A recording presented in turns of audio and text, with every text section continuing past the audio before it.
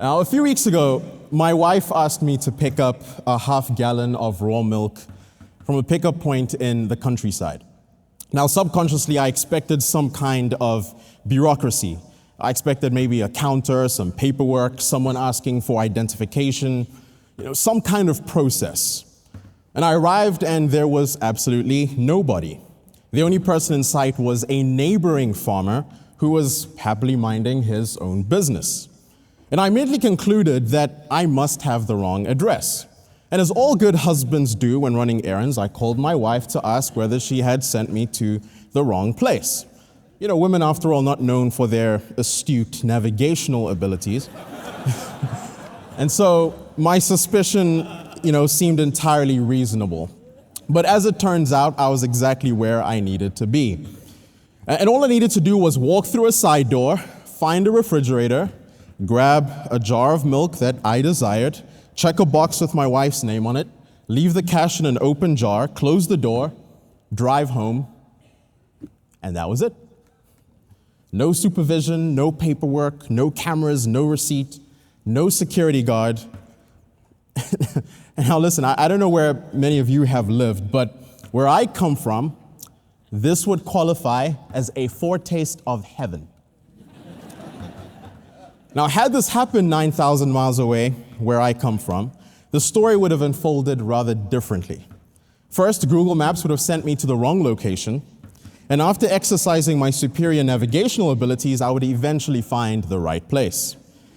And I'd be greeted by high concrete walls topped with barbed wire and broken glass. A security guard would stop me at the gate and ask to verify my identity. And once inside, I'd be directed to someone behind a counter who, after offering a greeting that is quite salty, to say the least, would demand payment in cash, and also wouldn't have change to give me. She would then unlock a drawer, retrieve a set of keys, unlock another room, and lock the refrigerator, retrieve the milk, lock everything again, and hand it to me.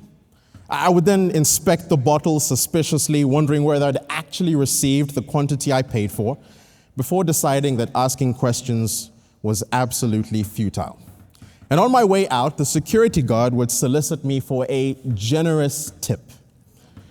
I would get home, hand the milk to my wife, settle into an unplanned nap, only to be awakened by an irritated wife announcing that the milk had been watered down. The next time I'd return to buy the milk, I'd discover that the price had doubled. The reason the price has doubled is because the government now requires milk suppliers to obtain licenses for monthly inspections after customers complained about watered down milk. And also the previous security guard, he'd been fired for stealing both the money and the milk. And he was eventually caught attempting to load one of the cows into a friend's truck. And so now the owners have hired a more expensive security company, which means that I, as the customer, wasn't paying for milk anymore. I was paying the full cost of institutionalized mistrust. Now I'm going to turn this question over to you. Which of these two places would you rather buy milk? Which of these two societies would you rather raise your children? And perhaps the most important question here is, how did one culture become so trusting that you can leave cash in an open jar, while in another, things became so suspicious that every transaction requires locks, guards, licenses, inspections, and walls? And the answer to that question has everything to do with this address this morning.